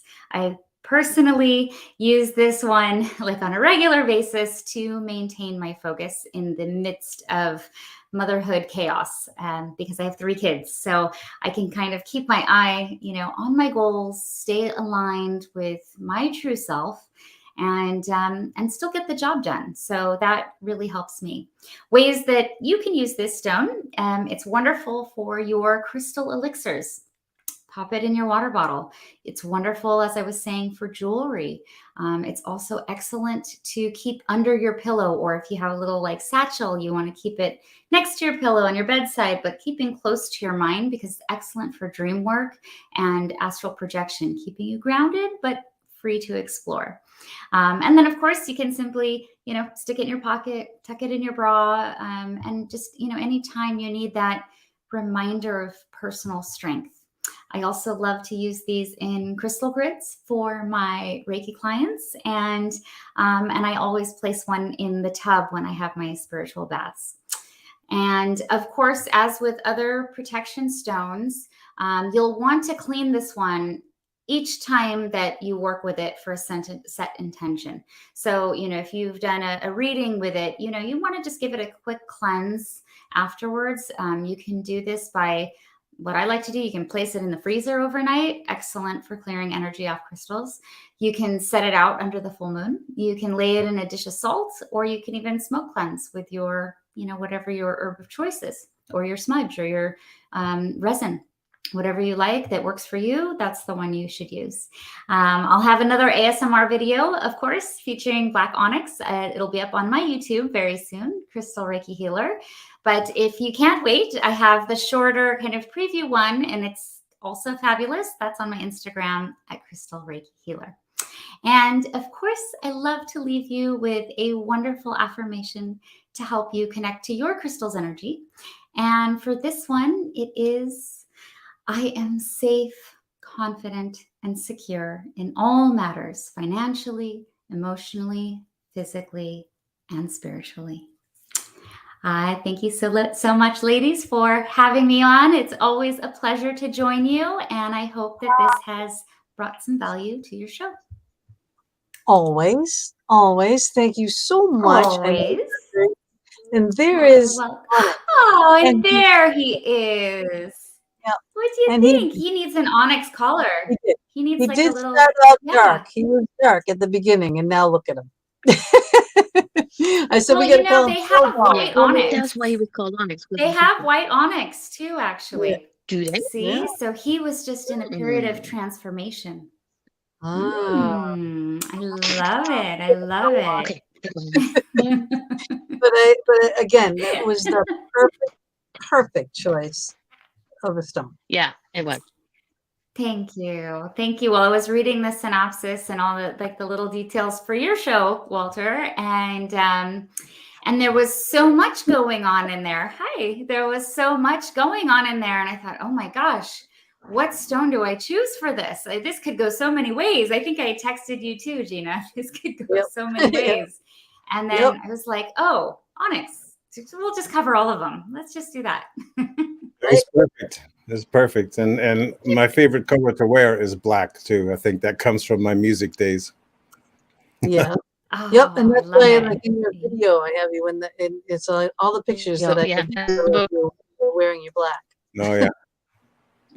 Yeah. But then today you went with the white. Today you went white like onyx. Yeah. Just to be in tune, like I see white as a color that represents being in tune, and black represents more of a heaviness and protection and strength, right? Whereas white is more in tune, and red is passion, right? Ooh. Yes. Oh yes. It's getting hot. Getting hot in the box. That's what happens. Now we're after the, from 8 to 9, it's rated G. After that, I don't know. After that, anything goes. Like something goes south now. It's after 9 o'clock. The kids should be in bed. we can put up the little warning. Warning. A quick warning here. Some people in the chat room are very lucky that I do not have my computer back. Mike, get the fuck out. Well, let's see. I gotta spy and see what's going on. Athena, thank you. Thank you. So much thought into that, and it was a really good presentation. I liked it. Thank you so much. I hope it added value. And, when people are picking up your book, maybe they'll now think, maybe this will be a good supportive tool as they read. Very good. Yeah. Yeah. Cool. There we go. There's the book. I love it. Yes. It's an amazing book. It really, truly is. You got to read it. You really have to read it. It definitely needs to be a movie. Hey, she's got movie connections too. This needs to be a movie. Yep. I think. Right. We got to work on this. It would be a great movie or a miniseries or something. But I'm going to reach out to the Booth brothers. So I don't know who you have in your pocket. We love to make this. Wow. Thank you. Excuse me. I have a show idea. Let's pitch it. Yeah, let's do it. There right? you go. Yeah. Yeah. Awesome. Awesome. But so how are you feeling? Yes. You all better now? Who, me? Athena. Athena, yeah. Athena. Oh, Yeah. me. I'm sorry. Wait, what? Yes, I you- am. Thank you. I am Okay. back on my feet. That Gosh, was it was no- a long couple of weeks. It was like 3 weeks. That was really long. Wow. Got my onyx to carry me through. You know, I mean, even the healers need healing sometimes. So, it's always just kind of a nice reminder for me that I need to also do my own self-care and take care of myself and stop going to the doctors for answers because they can't ever give them to me. Every time I go, they're giving me something that makes me more sick. And then, I'm just a disaster until I go and get back to, my natural, not to say that you guys should not go to the doctor. I'm not saying that. I'm just saying for me personally, every time I go, I end up worse off than I went. So I really like you're the same. Yeah. I like having my natural stuff. Earthclinic.com or .org. I forget which one it is, but Earth Clinic is a fantastic site. If you know it, if you haven't been on there, oh my gosh, every ailment is on there, and it's real people who leave posts there of like what's helping them. And then they have like an editor's choice where they can tell you, their pick of what got the most votes, and you have options to try before you, if you're not as inclined to go, the Western route, like I am. And I don't know why I didn't check that first, but What's the name of the just a site nice again? reminder for me. Earth Clinic. Earth Clinic. .com, but it might be .org. Earth Clinic. Cool. I'll check it Yeah. out. No, it's Thanks. fantastic. It's a great site. Yes. Thank you. I wish I could say it was mine, but it is not. Put it in there. Yeah, no, it's a great one. There's so many natural remedies and herbs, and I was trying to put in the banners, but my keyboard won't type. I think I need batteries in my keyboard. Oh, wow. I know. Weird. Yes. It was working fine before. Yeah, Now it's like, I don't know. I tried. Well, this is what happens. This is what happens when you go live. Yeah. I love it. We'll just say it again. Earthclinic.com. There we go. Very good. It's the earth. It's the clinic from the earth. Yeah. Yep. Very cool. Yep. Okay. All right. Yes. Medical marijuana. That's an herb. That is an medical herb. marijuana. That's an herb. That is an herb, and that is a medicinal herb now, actually.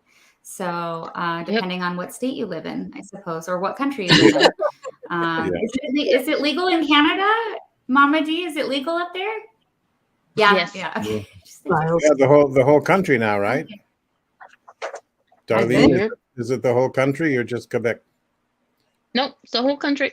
Yeah. That makes It's sense. just in different provinces, it's different ages, but yeah. Oh, yeah. Cool. Like alcohol. Not in every state, for sure. Not yet. Yeah. It's funny, when I was in high school, I guess I was like, what about 17? I remember thinking, this is ridiculous. I was very, into politics and so, strong back then. And I'm going to be president. I'm going to change the world. And, this kind of stuff. Totally didn't do any of that. But at the time, I was like, you know what? This is ridiculous. One of these days, I bet you California is going to make pot legal. And everybody thought I was like nuts. Like, yeah, okay. Yeah, they're going to legalize drugs. Okay. And so when I did, I was like, oh, I was right. I knew it. And now you go into some states and they legalize like way, way more. I was like, wow, okay. Everything has changed. But, that is one that really was criminalized, I think, too soon. Maybe pharmaceuticals didn't like it. And they couldn't make enough money off of it, so tobacco was like the big competitor, and they'd rather have them hooked on nicotine than feeling euphoric on pot, I suppose. So yeah, and the there we have it. tobacco lobby is so rich that they could influence the politicians to keep it illegal. There you go. Absolutely. Yeah. Yep. Yeah. And Yep. then pharmaceuticals rose up and they're like, wait a minute, we have a pill for that. So, you know, politics are always, they play a part in everything, I guess, you know, money and politics. Follow the money. If you follow the money, you know, you can see why things are the way they are sometimes. Yeah. You They know, don't maybe care also about why I humanity. question. Yeah, or a cure, Yeah. or you know, our well-being. They don't care anything about that. No, not one little bit. It's all about money. That's not the point. Yeah, it's They're like the money our at the little end of the day. Our little realm. We try to seriously help people in every way that we can. He's trying to help people in all these different aspects. She helps people with Reiki. I do this. Athena, you do your crystal Reiki healing and so much more. And this is what we do. And because why? Mhm. Because we love people, right? Yes. Exactly. Yeah. Yeah. But the government. By the way, the link for the earthclinic.com is in the chat room for Facebook and YouTube. Thank you very much. I've done my Nice. job today. I can go home now. Yay. Thank you. No, No, you don't get to leave. no, you're not done yet. You leave when I say you No, leave, and not a moment sooner. and not a moment. Walter's going, what the hell did I get myself into? I know. Sorry, Walter. We will get back. We'll reel it back in. We're gonna reel it back in. Actually, there was a Yes, comment yes. there. I'm gonna find it again. Nor said, "Is it a calling to be psychic? Is it learnt to be psychic? Is intuitive mind followed to be psychic?" Is that Athena's music? Well, I just realized my son is rocking out doing metal upstairs. awesome. Sorry, guys. Nice. That's good Well, you accompaniment. used to wear black for music, right? Were you a metalhead? Yeah. No, not metal. I Yeah. played Eat drums. I played backup bands for various recording artists all over Europe, and they could be anything from reggae to Awesome. country to rock to pop, right? So it was fun. Amazing. Yeah. So- What a life. Oh my goodness. I did want to get into that. It was for a while, yeah. I was like, I want to talk about the music. Like, how did you start playing drums? Did you play other instruments as well, or was it just? Yeah. Should I answer this question first, and then we can do that, Yes. right? Yeah. Because he or she is sitting there with. Yes, It's a guy. there you go. It's a guy. Yes. Nora, okay. No, yes. Yeah. So Nora, the way I understand it is that we're all psychic, basically. You know, if we're created in the image and likeness of the Creator, we're a CD-ROM copy of the Creator. And one of the things that the Creator is, besides all beautiful and all goodness and all love, is all knowing. And if you know everything, well, that's being a psychic, right? And so, no, it's not a calling other than, yeah, you were created to be exactly like the Creator. So you're being called to, if you want to, be aware of it because you have that capability. We all have that capability. And tuning in, I can't remember the words that you used, something about, is it following your intuition? Yeah, to me, intuition, psychic awareness is intuitive mind followed to be psychic. Yeah, intuitive mind, the way I'm understanding you to say that, is our intuition. And to me, it's the same thing. You know, when people say, call it women's intuition, that's just the fact that women are more aware of their psychic ability because women are tend to be more gentle, more spiritually in tune, more emotional, more loving than us boys, right? Yep. So, well, you know, I say because we are, you know, mothers that we're nurturing, you know, it's got to go back to the caveman days and everyone has their positions and their roles to play, you know, we're moms, you know, and I do think that has a lot to do with us using both sides of our brains and the men don't. So there's a vast difference. Plus, in pretty much every culture on this planet, they raise us boys with the concept that big boys don't cry. Yeah. You don't cry. You better not cry, right? You get teased by I your so friends. don't agree with that. and No.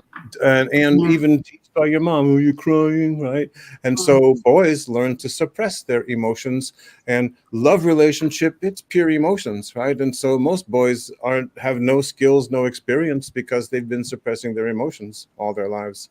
And girls in a relationship are way ahead of the male types. I like to think of it as female types and male types, because these days it doesn't matter what physical attributes you have. Like, you could have a penis and identify as female type, right? Exactly. And it's those identities that really seem to be universal, that women, Yes. you brought And up the caveman what's times, right? interesting, Yes, women did things in uh, groups in the caveman times, right? And they were the gatherers and the growers and the caretakers of the kids. And in these groups, they talked and talked and talked and talked and talked until they came up with a solution to a problem. The men were the hunters. The hunt was the problem. They did that usually alone or maybe in pairs. Nobody talked. You don't talk, right? No, you gotta be quiet and stuck. And you don't come back. You don't have anything to say until you've accomplished the thing, until you bring back game. And to this day, women, to solve a problem, need to talk and talk and talk and talk. I hear the word process all the time from women, right? And boys, no, they're all about action usually. What's the problem? They want to be the hero. Let's do this, right? And they have a tendency to not want to talk about the problem until they've come up with a solution. Because men are fixers. They want to fix Yeah, everything. and they want to be the hero, right? And that drives most women, and it drives most women crazy, right? Because I know. women need to talk it out, and men don't understand what we're talking about. Why are we Yeah, talking? like, Right? I just want you There's to no listen. solution. Don't Why are want we you to talking? Yeah. just listen.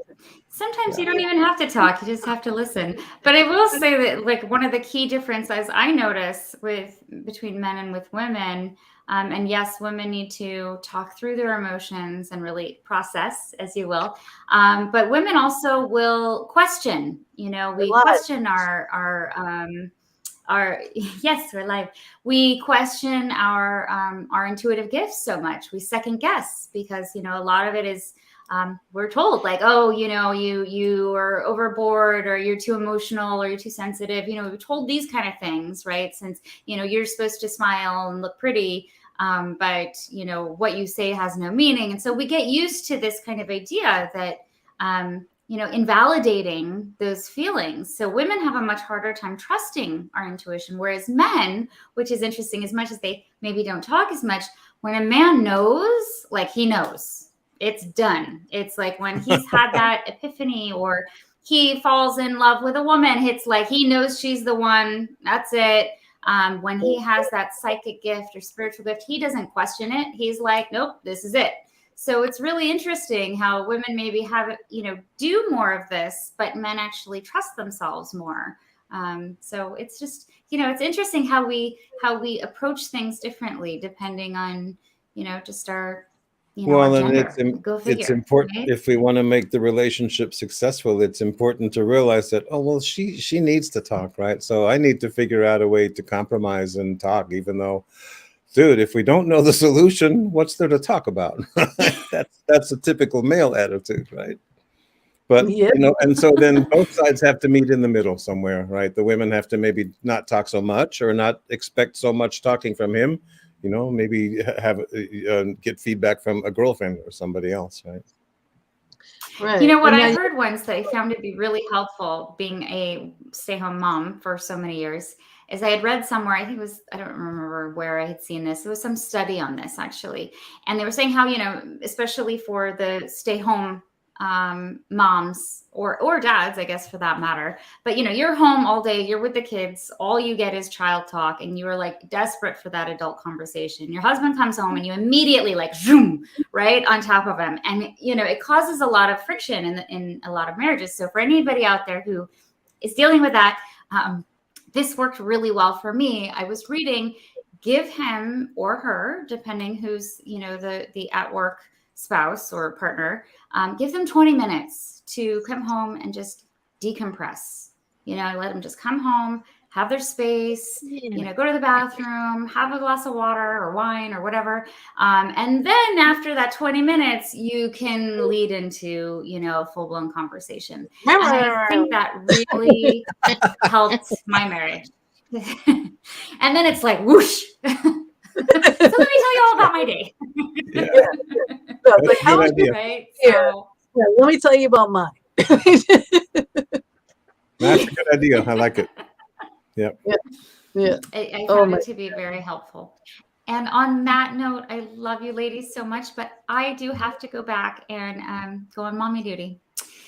Okay. So I love you, right, and Mom. I will see you next week. you too. And Walter, lovely to see you, and enjoy Lovely the to rest see of you. the show. Bye, Thank you. everyone. Send Bye, me Athena. Blessings. Bye. Take care of you. I will send it. Thank you. I love you. Bye. I love her. Yeah. Yeah, she's great. She started out as a guest on the show, and now she's part of it. Yeah. That's beautiful. She's got such radiant energy, just so very loving and wise at the same time. She is. She really is. Yes. That's why we have her on the show still. But she's genuine. She's sincere, and she's genuine. And she believes what she believes in. And here's her book, Raise Your Vibes, which is like a good reference for me for a lot of our work. It's also a long book, right? Yes, but it's not a story. Yours is a story. It's a movie, a real movie, which is really crazy. This is a lot of information and all about crystals and mantras and you name it, what you need to know about Reiki, and everything else is in here. It's like a little Bible. It's a little awesome. Cool. To have Bible at all times. Yeah. Oh yeah, definitely. It's a must have in the life. I have my books, but I have my books that are handy. Yep. I love how excited you got about Sherry Fitzgerald's book, Master of Your Life, right? That was fun to see. That was an awesome book. Oh my God. I just saw that because I was looking for books for the friend that I was referring to that was having a hard time. Is I know we have so many people on that help people, and there were a few books in there that, would be perfect for her. And I picked that one up too. And I'm like, yeah, no, I'm not going to give her this. I'm like, sorry, I need this book because I love this book, and again, it's one that, I will refer back to often, Awesome. Yeah. So that's the benefit that I get from doing this show. I mean, we're doing the show to basically help people, but we get helped, and we meet such cool people. Nice. We hear such awesome stories. Thank you, Gina. And and we, it's like I love to learn. I love learning, So, we lost your sound for some reason. I don't know. Well, there you go. I put myself on mute on this microphone that I have here in order to cough, and then I forgot to unmute. Okay. It's like he did a Mama D. Did I cough on the air? Maybe I didn't even successfully mute, right? Oh no, you didn't cough on air. No, you didn't. Mama always. Ladies, what does that mean? I have no idea. The Bible is actually Freemasonry ascension book. Okay, that's the mighty thought. Yeah, we got some crazy things going on in the chat room now, but I do want to because we were just talking about relationships and you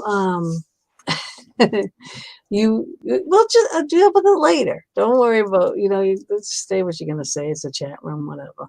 We'll handle it later. But we were talking about like relationships and such. Now you had these. I think your spiritual relationships with your imaginary friends gave you such a good grasp to have a good relationship in your adult life, or at least to be able to counsel people, so you do love coaching. Let me get this banner up here, right here. Right? So love coaching is psychicwalter.com /.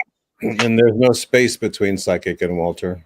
Looks like maybe there is inadvertently one, right? Yeah, no, yeah, this is it's a site. So Yep. I can edit it. All right, let's see if my keyboard worked. Okay, Oh, good. nice. There Eh, we go. Thank Wow. you. See, it didn't work before. So how weird is that? So love coaching is psychicwalter.com Yep. /love -coaching. All right. So I'm going to put up all his sites real quick here. All right. So you can do private sessions in coaching with psychicwalter.com. Again, no space. There's put no space in there. It's a site. All right. Love coaching. Meditation and recordings. You have some pre-recorded things that people can listen to. Yeah, On I have one free recording. It's a 15-minute MP3 that you can download, and it is has two. First of all, theta binary. What's that called? the tone. Theta waves, right? Yeah, brain fart here. I'll think of it in a moment. But it's music that includes theta waves, which specifically allow you to retain information. And then I have two subliminal tracks, one saying, I am beautiful, I am love, I am powerful. The other one saying, you are beautiful, you are love, you are powerful, over and over, right? And I do them subliminally so that I can get more information out there, right? If both those tracks were running at the same time, it might be disturbing. And so you can see what's on the subliminal tracks. You can download the words that are on the tracks. And there's a part of it at the beginning where you can hear what I'm saying, just barely in each track. And then I bring it down where you can't actually hear it audibly anymore. And that's very effective, subliminal learning. It's a hard word to say too, subliminal. Right? You sound just a little bit goofy when you say subliminal. Well, thank God that wasn't in the bio. It would have been good Lord, it would have taken her 2 days to do that one. Yep. And then, so you have two basic sites too. So WalterZajac.com. And the WalterZajac.com is all about the book, and PsychicWalter.com is all about being psychedelic. I like how you say that, psychedelic. That's awesome. Let's see. All right. Do we have anything that we need to put up here? I don't know what's going on with all this stuff in the chat room. No. There's nothing in the chat room worth it right now. Right. So let's just hope somebody with a common sense comes in and says something. Okay. So getting back to the love thing, I'm just going to actually read this here. All right. So how do we keep the magic, the love, the excitement alive in a relationship? And have you learned an effective set of ground rules or techniques that help us communicate with love and kindness? I'm so glad you asked. Yes. To keep the magic, the first thing that any couple needs to do is to behave the way that they behaved when they met, when they fell in love. For whatever reason, in the relationships I've been in and all the ones that I coach through, at some point, people begin to take each other for granted and don't appreciate anymore. At the beginning, it was like, oh my God, you're amazing. I love this about you. I love that about you. And I love you, right? And we're going to say all this stuff and express it and show it. And at some point, we stop doing that. Can't do that. You have to show that stuff. You have to show it. And by giving, you'll get it back. You'll get it back. But what happens is when one of us withdraws a little bit and starts to take the other for granted, so does the other, because we feel easily rejected. So that's how to keep the magic. And that literally, keep the magic. At the beginning, it was magical. Keep it magical. Right.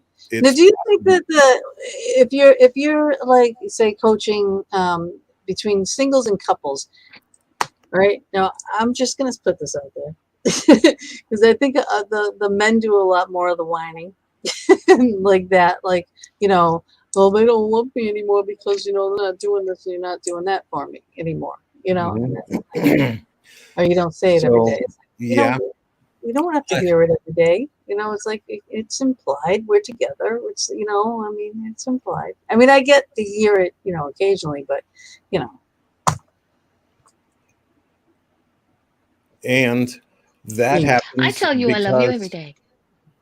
I love you.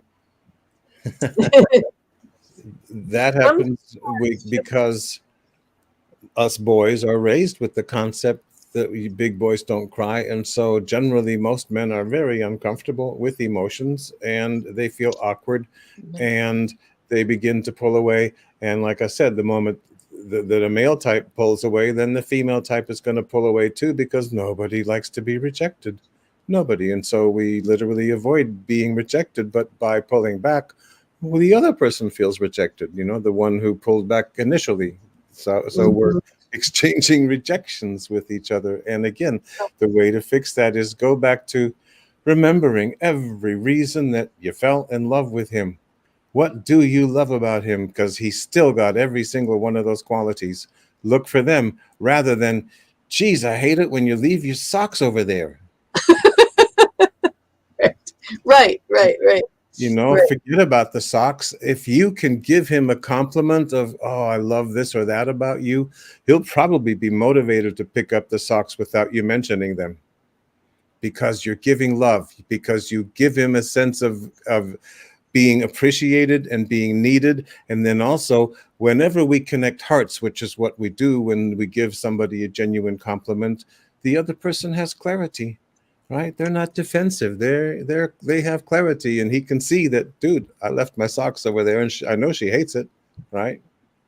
It takes two. Yes, it does. It does, absolutely. And that's the problem, right? Then that's where the selection process comes into play, and that's been my problem. And it's the biggest problem that I run into with people, and that is we tend to choose whatever dynamics we grew up with at home with our parents. And my adopted mother was very controlling, and so what's familiar, and then therefore in a twisted way most comfortable because it's familiar, is controlling strong women, right? And yet, oh my God, no, I don't like to be controlled, right? So, and then to get a controlling person to cooperate on that kind of dynamic of, can we stay with the magic, right? That's hard. Right. Yeah. So yes, it takes two. Absolutely. But then, yeah, you have to choose well. And then, yeah, one of the reasons I see myself as a good coach is I've had quite a few relationships. And so I've learned so much about how to leave with love. Don't leave with anger or hatred. Leave with love. You know, I think you'll be happy. I've had a couple of those midnight leaves. Yeah. Yeah. Run for your life leaves. Yeah. You know? And then there are other, you know, I'm going to get to those, the four magical things, which is the four agreements by Don Miguel Ruiz. Like that's the magical formula for keeping the communication and the understanding open in a relationship. But before I do that, I want to talk about three essential needs for women types, female types, and three essential needs for male types that the other person has to be aware of and fulfill. Otherwise, they lose us, right? So women types have three needs. The first of them is to really be seen and heard. You know, not just paid attention to, but really seen and heard, right? And the second one is to be understood, really understood, but from your perspective, not mine.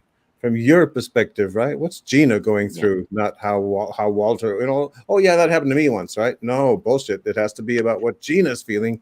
And the third thing is female types absolutely have to feel safe. And if I don't provide all three of those things consistently, you lose interest. And with men, the three are: number one, do not coach him. Do not coach him. And female types like to coach because female types usually are smarter, more emotionally mature, more spiritually mature, wiser, and they have a natural tendency to try to help. And so they're coaching, right? Men don't like to be coached. Men like to be your hero. Don't coach me. I want to be your hero. Show me how I can do that.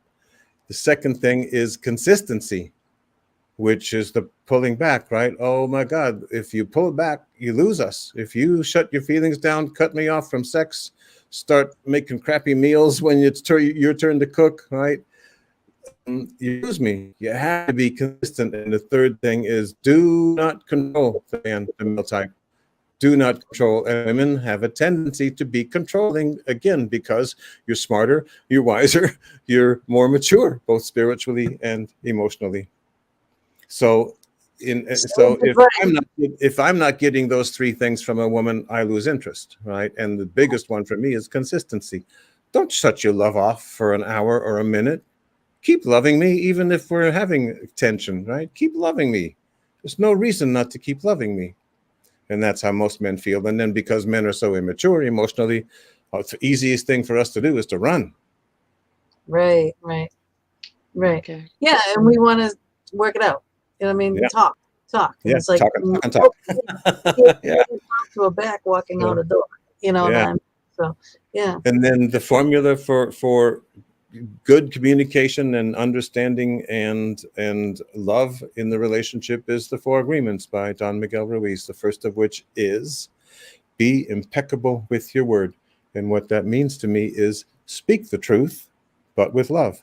That's the most simple way to say it. And think about, does this need to be said, right? But absolutely always speaking your truth, being honest, and with love, with kindness. To me, that's being impeccable. Second thing is don't take things personally. And boy, is that hard, you know, when you're having a bad day, Gina, and I'm thinking, oh my God, she's pulling away. Her feelings for me are dying, right? And if I take it that way, that's me taking it personally, right? But what I should be doing is, Gina, how you doing? You okay? You need to talk, right? Yep. Don't take things personally. Pay attention, people. Yeah. This Third agreement is don't make assumptions, right? In other words, in that process, I made the assumption that you're upset with me, that your love for me is dying, rather than asking, what's going on? How are you doing? Did you have a bad day? Right? Do you need to talk? Don't make assumptions, because almost always we're wrong when we make assumptions. We're wrong. Yeah, because women don't think that way. We don't like men. Yeah. We never have, and we never will. Right? Yep. And that's maybe even easier than not taking things personally, but it's something that we really have to monitor, because I find myself doing it all the time, making an assumption, especially in friendships and relationships, right? And then the last one is do your best. Always do your best, right? And my God, isn't that what we did at the beginning of the relationship? We did our best. Why would we stop? You bastards. Right. We got bastard. We got the honeymoon phase. We keep the honeymoon phase going, right? Absolutely. Why not? Right? Yeah. And my God, boys and girls, there's good sex in that. That's true. Keep the honeymoon phase going, right? Have a nice day. Bob and I are going on pretty much like a vacation starting tomorrow morning. We're leaving tomorrow morning early. We get, he's not working for a week. I gotta go watch my daughter's house. So she's got a hot tub. Cool. Nice. Excuse me, keep your legs off my calves. Hey. Yeah. They're still mine. Those are my legs. You got legs, but the calves are mine. There we go. But sometimes you just have to, I'm going to visit people. I might have to visit, Mary Jane saying maybe visit. I might have to, we got to talk, because I don't know if I can drive that. It'll be a little bit of a drive from my daughter's house, because they can't leave the doggies too long. And Bob does want to go fishing, so we're compromising on time. I got to see my family, because I haven't seen my family in a while. But but it is going to be nice that we can just kind of hang out together. Because here, when we hang out at home, here together, things, we work out of here too. We have our side business where we build all that equipment and everything. Oh yeah. It's like, this is always this work thing going on, and it's like, it's good to get away from and leave all of that. Absolutely. Yeah. Yeah. That's right. You're getting Bob away from the basement? Yeah. So I'm letting him out of the basement. He's gonna. You're letting him out of the dungeon? Yep. Yep. No building, and he's not taking. Well, actually, he is taking his laptop, but I don't know. That means he's going to be working on something, but I'm going to try not to let him work too much. And And check the filters in the hot tub. Good advice. Thanks. Yeah. We need to. How do you clean this thing? Mike's on it. Right on, Mike. I hope it's working actually, because we both kind of need that just to relax, But I am looking forward to it, as like a little, Yeah, that's exciting. Yeah, we need that, and I think everybody needs that. It doesn't have to be like an expensive vacation, just a little getaway. It could be a little weekend somewhere, Yes. away from A all the change. stress that's house. If you have kids, because kids can be a wicked strain on a relationship, Yeah. see if you can get a babysitter for a weekend, and go away. Yeah. I suggest people having a date night at least once a week. Yeah. Yeah. And even if that's at home, it's home just with the two of us and nothing else interrupts, and we're paying attention to each other, or cuddling and watching a movie. Right. Shut off the phones. Right. Yeah. All that stuff. No social media. Yeah. Stay off the interweb. And then that's another way to keep the relationship alive. And then especially, to me, the healthy thing is to continue to have each of our own lives, to continue to be the person that each of us fell in love with. Because if you and I are in a relationship and I become Gina Walter, not the Walter that you knew, because I'm trying to please you so much, I lose myself, right? And literally I become unattractive. And so it's vital that in a marriage or any relationship that people have their separate space, so that when they do get together, two things: that they have something to contribute, that they've been living a life, they got something to talk about. And secondly, that it's quality time, because we haven't been on each other's backs the whole time. Mm-hmm. Yes. Again, sage advice. I hope you guys share this show, because this is some good stuff that he's talking about here, and good things we all need to hear. And besides all of this, I mean, this is what came out of such a horrific start, and again, miracle, man, right there. Thank you, Gina. Thank you. Jeez. So we got. Oh my gosh, we only got 2 minutes left. Oh, wow, yeah. Where are we going to go here?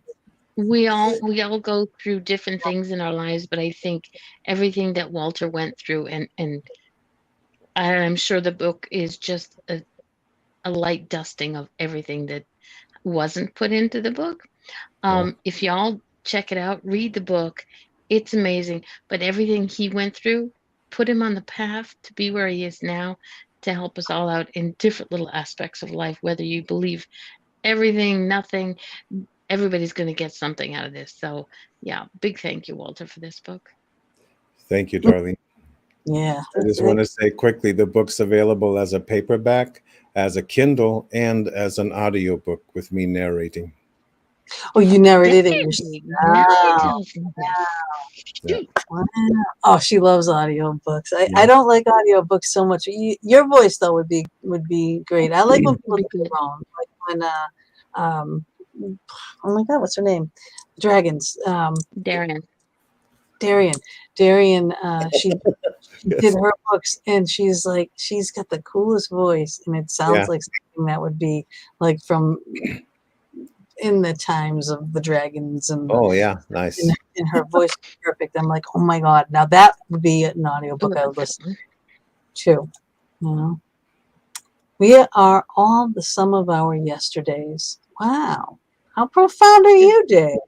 Where'd you come from? Down under. Down under. Yeah, Dave's from Australia. And he's psyched because his wife was always working, and they had a lot of time apart. Now they're actually working together. Again. Nice. Right on. That's awesome. Yeah. I'm happy for you, Dave. Really. Right on, Dave. Yeah, right. But now, okay, I'm going to read these because I want these last 2 questions, because these 2, I know that there's a lot of other questions we didn't get to, and I apologize for that. But you call yourself the empowerment psychic. Okay, what does empowerment mean to you, and how can we overcome emotional pain and fear in order to be powerful to be happy? I love that question. And I love the last one. Thank you. So I am the empowerment psychic, and really any good psychic should be empowering, because if I'm only predicting your future, you're sort of screwed, right? In other words, Yeah. if you don't like it and I don't tell you how to make it better, which is the empowerment part, then you're sort of screwed, right? I might have just brought you to depression because you feel powerless, right? And so I emphasize the fact that no, quantum physics says we create our own reality, and the ancients have said it thousands of years. Buddha said, the universe is within you. You are capable of anything. You are the one creating your path. And here's how I tune into the individual, their strengths, their weaknesses, what their childhood was like, their expectations, their fears, and their desires. And I say specifically, here's how you, Diane, can make it better for yourself. You, that's the empowerment part.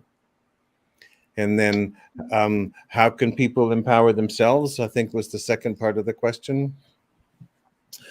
To me, the most effective way, well, my favorite phrase is your happiness is your power, right? Yeah. If you're not happy, if you are depressed, can't even get off the couch, you don't have any power. You don't have any power. You don't have any strength. You don't have any motivation. You don't have clarity, right? So the thing to do in order to empower yourself, to feel your power, and to be happy at any given moment is literally be happy this moment. Figure out some way, somehow to make this moment fun. Fun. It's got to be fun. Why be here, right? And if it's not fun now, when the hell is it going to be fun, right? In other words, if I'm saying after I graduate or after I meet her, after this or that happens, then I'll be happy, then there's you're waiting forever. First of all, I'm not living now. I'm living in the future, and I don't have control over the future unless I'm fully present now.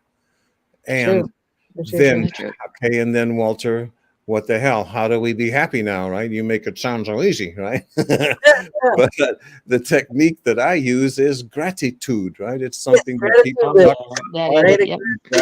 Gratitude, right? And that is, think if you're in a difficult situation, even in the moment, think of something that you're really grateful about that person, or about the situation, or that, gosh, a dove just flew by and the sky is blue and I'm happy about that.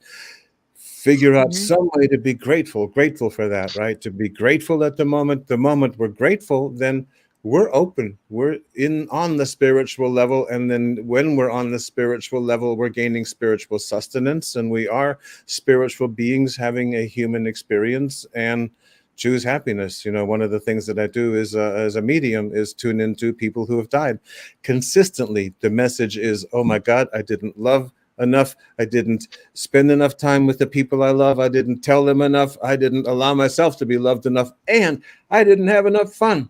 And once they're on the other side, they're still trying to make up for that. They're still trying to love the people that are here, have fun with the people, or get that message of, no, have fun, have now, life is short, right? But nobody's listening, right? Because we don't want to see an entity in the room. We don't want to hear voices, right? And so the people on the other side get amazingly frustrated, and just they're adamant about that. Every time I do a session is, oh my God, give them the message that they need to be loving, and fun. And now, do it now, because your life will be over way before you know it. Life is very short. Yeah, I know. My husband died at 50. We were planning our lives, and all of a sudden, bam, gone. Just gone. Yeah. That's what happens. And no way that you could have predicted that or known or be prepared for it, right? That's hard. Yeah, it is. It really is. It throws you just totally 180. Yep. Sometimes we have to stop planning and start living. Yeah. Well, and then that's the concept of now, right? In other words, our lives are created by every now, right? And if you're not having a good time now, you don't have the clarity to make the good decisions. Have a good time, and your happiness is your power.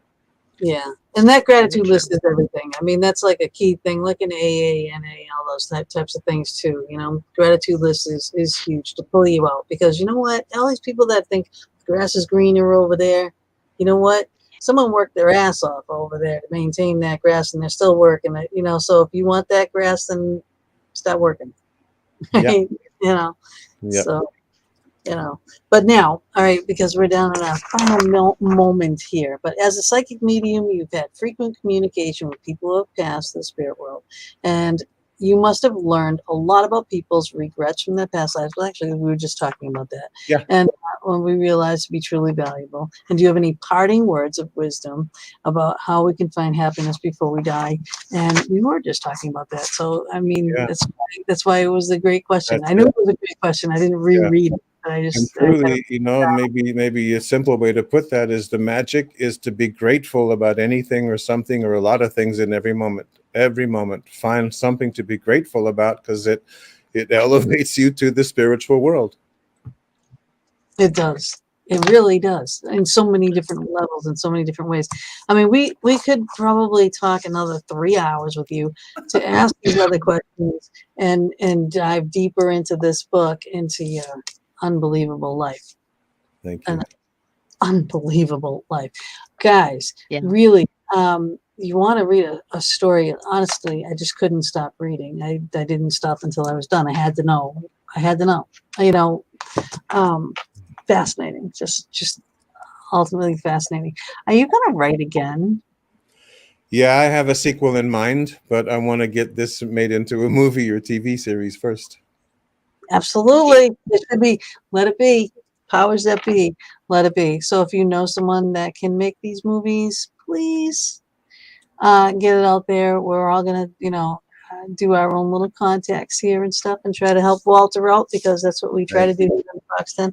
We love you guys. Walter, thank you so much for being with us, sharing your Thank you so much, Gina and Darlene. I had a great time. Yes, you touched my heart, both you guys. Thank you.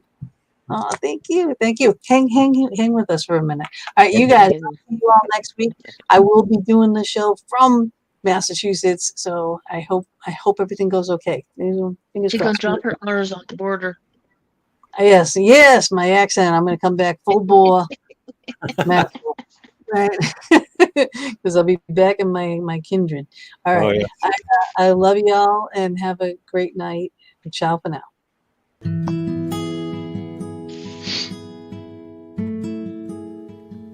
Thank you again for joining us for another episode in the Fox Den. We're here every Thursday evening from 8 to 10 p.m. Eastern Standard Time, bringing you a variety of guests, streaming live on Facebook, YouTube, and our Anchor venues. We would love it if you would go to our YouTube channel, The Fox Den with Gina B and Mama D, and please subscribe, share, and definitely hit the notification button to never miss a show. We'll see you all next week, and subscribers, watch for our pop-up shows as well.